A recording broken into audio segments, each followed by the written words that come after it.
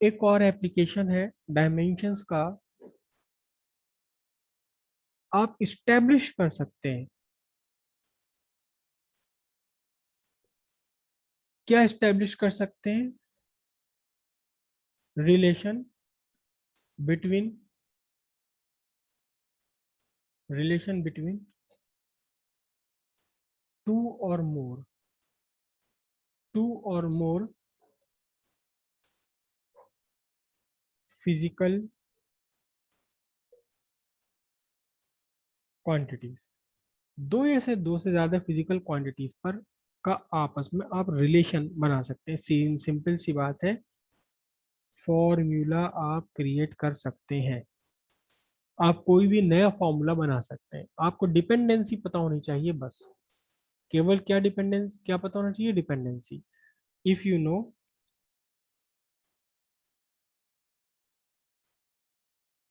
क्या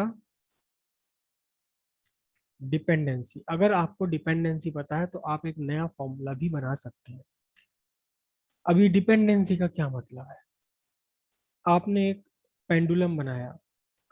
पेंडुलम मेरे ख्याल से आप सब समझते हैं, कुछ भी नहीं है, किसी भी धागे में एक भारी सी चीज को बांध दीजिए। आप चाबी बांध दीजिए धागे में, हाथ में पकड़िए, पेंडुलम बन गया। इस पेंडुलम को आप मूव कराएं, तो मूव कराने में अपने इसके रेस्ट पोजीशन से, मीन पोजीशन से एक तरफ जाना, फिर दूसरी तरफ जाना, फिर वापस मीन पोजीशन तक आना। ये पूरा प्रोसेस, जाना, ये लौटना, फिर वापस आना, ये ये पूरा प्रोसेस कहलाता है क्या? ये पूरा प्रोसेस कहलाता है वन ऑसिलेशन। वन ऑसिलेशन कहलाता है। और इसमें जितना टाइम लगता है, इस पूरे टाइम को बोलते हैं हम क्या? Time period. क्या बोलते हैं?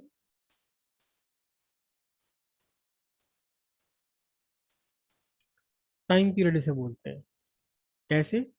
कि मिड पॉइंट से एक तरफ जाना, मिड पॉइंट तक आना, फिर दूसरी साइड जाना पूरा, और फिर वापस मिड पॉइंट तक आना। इस पूरे काम में जो लगा टाइम, इसे हम टाइम पीरियड बोलते हैं। अब ये किस किस बात पर डिपेंड है, कितना टाइम लगेगा? कितना टाइम लगेगा ये डिपेंड करता है कई सारे फैक्टर्स पर। कई सारे फैक्टर्स पर डिपेंड करता है। डिपेंड करता है कि आपके इस धागे की लेंथ क्या है। Time period, capital T. L, length of pendulum. Depend करता है कि जो आपने बांधा हुआ है, पत्थर का टुकड़ा बांधा हुआ है या आपने चाबी बांधी हुई है, इसके मास पर डिपेंड करता है। इस पर मास ऑफ, इसे हम बोलते हैं बॉब, BOB, बॉब। बॉब पर डिपेंड करता है, मास पर डिपेंड करता है। और किस पर डिपेंड करता है? ग्रेविटेशनल एक्सेलरेशन पर डिपेंड करता है। टाइम पीरियड तीन फैक्टर्स पर डिपेंड करता है। टाइम पीरियड का मतलब पेंडुलम को जाना मिड पॉइंट से एक तरफ मैक्सिमम, फिर वापस मिड पॉइंट आना, फिर दूसरी तरफ मैक्सिमम जाना, फिर वापस मिड पॉइंट आना, ये पूरा वन ऑसिलेशन। इसमें जितना टाइम लगा इसे टाइम पीरियड।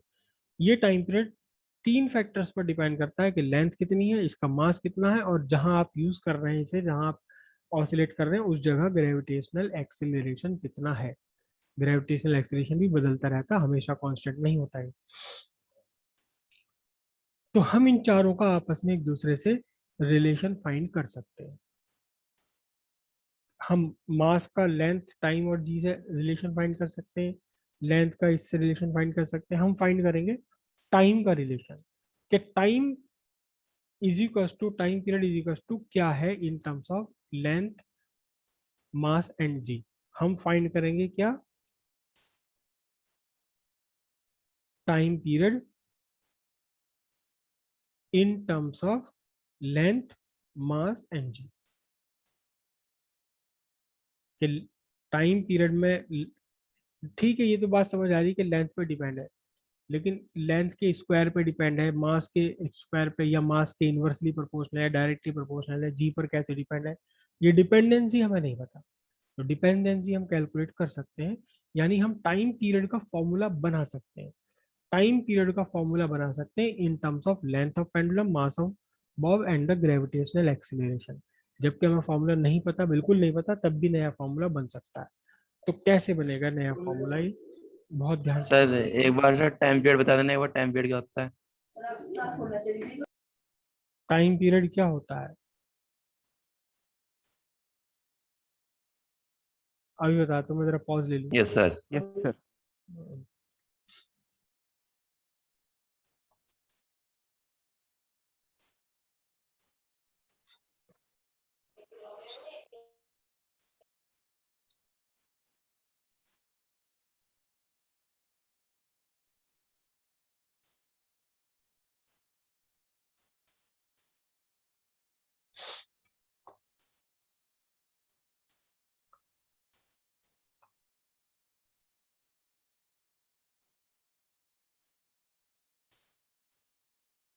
तो कैसे करेंगे देखिए, हमें टाइम पीरियड फाइंड करना है।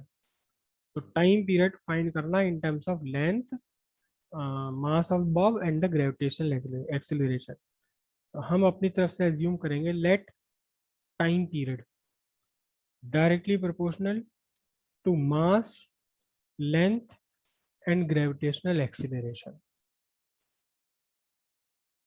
m to the power a, length to the power b, g to the power c. t directly proportional, m to the power a, length to the power b, g to the power c. ठीक है, तो t equals k m to the power a, l to the power b, g to the power c, where k is, बोलो, dimensionless constant. Dimensionless constant है, सीधी सी बात। अब writing dimension to both the sides, दोनों sides पे आपने dimension लिखी। टाइम, टाइम पीरियड टी है।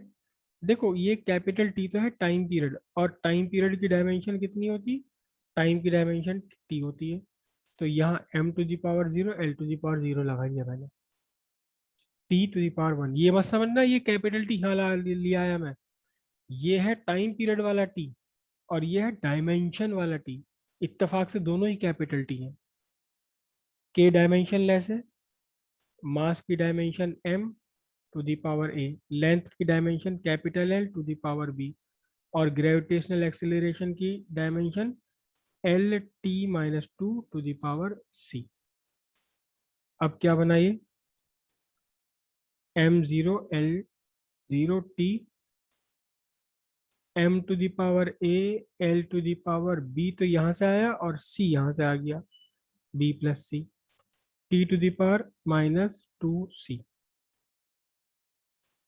ठीक है, सिंपल मैथमेटिक्स है। देखिए बिल्कुल सिंपल, बार बार मैं आपसे कह रहा हूँ कि मैं फिजिक्स जो है वो मैथमेटिक्स, मैथमेटिक्स ही है सारी, बट मैथमेटिक्स का रियल लाइफ में एप्लीकेशन है ये। हमने सिर्फ यही तो लगाई physics, T directly proportional M to the power है, ये के लगाया, बस यहाँ इसके बाद तो सारी की सारी प्योर मैथमेटिक्स हो जाती, फिजिक्स खत्म। तो अब हम क्या करेंगे, अब हम कहेंगे कंपेयरिंग, दोनों तरफ कंपेयर कर दिया। M to the power A है तो ए इक्वल जीरो हो गया, L plus B is equal to zero, और माइनस टू जी इक्वल यहाँ वन है। तो मैं क्या लिखेंगे, कंपेयर करने के बाद में हम क्या लिखेंगे, यहाँ यहाँ लिखा हमने A equals, A equals zero, है ना, B plus C equals zero and minus two C equals one. तो पहले यहीं से निकाल लो, एक तो ये सीधा सीधा आ गया हमारे पास ए इक्वल जीरो, सी यहाँ से निकाल लो, तो सी कितना बनेगा इसमें, C is equal to minus one by two, C equals minus one by two, एक ये निकल कर आ गया, बी प्लस सी और ले लो, बी प्लस सी जीरो है, तो बी सी की जगह कितना रखोगे, minus one by two is equal to zero, और ये जो माइनस वन बाई टू है इसे दूसरी तरफ ले जाओ, तो बी इज इक्वल टू कितना बना, वन बाई टू। एक ये आपका आंसर निकल गया। तीन आ गए ए बी सी की वैल्यू, और ए बी सी की वैल्यू को कहाँ लगना है, कहाँ लगाना है, के वहां लगाना है जहां आपने के रखा था, केवल यही इस जगह। तो अब आपके पास क्या बना देखो, T इज इक्वल टू के m to the power a, लेकिन यहाँ m टू a की वैल्यू कितनी है, 0, तो m to the power 0, l to the power b, b की वैल्यू कितनी आई है, 1/2, तो l to the power 1/2, g to the power c, c की वैल्यू कितनी आई है, -1/2, g टू द पावर -1/2। ठीक है, सिंपल मैथमेटिक्स, और कुछ भी नहीं। जिसकी मैथमेटिक्स बढ़िया उसकी फिजिक्स बढ़िया। के m टू द पावर 0, अब देखो ये मैथमेटिक्स की बात है, आपको 9th या 10th क्लास में जरूर पढ़ाया होगा कि किसी भी नंबर, किसी भी फिगर के ऊपर पावर अगर 0 हो जाए तो वो 1 होती है। m टू द पावर 0 की वैल्यू भी 1 है, x टू द पावर 0 की वैल्यू भी 1 है, y to the power 0 value भी, हाथी के ऊपर पावर 0 लगा दो तो वो क्या हो गया, 1 हो गया, जस्ट 1। तो ये 1 है, 1 लिखा ही नहीं जाता, खत्म हुआ। l टू द पावर 1/2, और ये g टू द पावर -1/2 है, तो मैं इसे अपॉन में ले जाता हूँ, g to the power +1/2, minus को हटा के मैंने प्लस कर लिया तो अपॉन में ले लिया। अब क्या बचा आपके पास, के l to the power 1/2, g to the power 1/2, तो सीधी सीधी बात है, मैं इसको ऐसे नहीं लिख दूं, l/g होल पावर 1/2, और जो ये पावर 1/2 है, फिर वही मैथमेटिक्स की बात, जिसे मैथमेटिक्स नहीं आती है उसके लिए मुश्किल बन जाएगी। इस पावर 1/2 को हम लिख सकते हैं, क्या लिख सकते हैं, l/g स्क्वायर रूट, है ना। अब ये k कितना है, यहाँ है k की वैल्यू, यहाँ k की वैल्यू है 2 पाई। कहाँ से पता लगी मुझे, मुझे ऐसे पता लगी कि मैंने ये फॉर्मूला पहले ही पढ़ रखा है। डायमेंशन से इस k की वैल्यू, डायमेंशन एनालिसिस से इस k की वैल्यू का कोई अनुमान, कोई कैलकुलेशन नहीं की जा सकती। तो अब हमारे पास टाइम पीरियड कितना बचा, टाइम पीरियड बचा 2 pi square root of l/g। ये आपका आंसर आ गया टाइम पीरियड। यानी जो फिगर यहाँ से चली गई, वो कौन सी फिगर चली गई, वो फिगर चली गई जिस जो डिपेंड करता ही नहीं। इसका मतलब time period of pendulum does not depend upon the mass of Bob. Bob, mass of Bob पर ये डिपेंड ही नहीं करता, केवल किस पर डिपेंड करता है, लेंथ पर डिपेंड करता है। लेंथ जितनी ज्यादा होगी उतनी ज्यादा टाइम पीरियड, और डिपेंड करता है किस पर, ग्रेविटेशनल एक्सिलरेशन पर। ग्रेविटेशनल एक्सिलरेशन ज्यादा होगा तो टाइम पीरियड कम होगा, जी की वैल्यू कम होगी तो टाइम पीरियड ज्यादा होगा। आपको के की वैल्यू का कोई आइडिया नहीं है, पता नहीं है, तो भाई यहाँ छोड़ दो इसका। हाँ, वो जरूर लिखा करते हैं यूनिट सेकंड, टाइम क्योंकि सेकंड में होता है, तो 2 pi square root of l/g second. के की वैल्यू ना पता हो, वही का वही छोड़ दो इसे। आप ये कह रहे हो कि जब ये टाइम पीरियड मास पे डिपेंड ही नहीं करता, तो फिर हमने क्यों कहा कि टाइम पीरियड डिपेंड करता है लेंथ पर, मास पर, जी पर। मास अच्छा। पर डिपेंड नहीं करता टाइम पीरियड, ये तो तब पता लगा ना जब हम टाइम पीरियड का फॉर्मूला बना करके निबट गए। जब फॉर्मूला बना चुके तब पता लगा, अरे इसमें तो मास आ ही नहीं रहा, हम तो गलत थे, हम तो गलत थे, हम हमें तो पता ही नहीं था कि मास पे डिपेंड नहीं करता, हम तो वैसे ही मास पे डिपेंड करवा ले।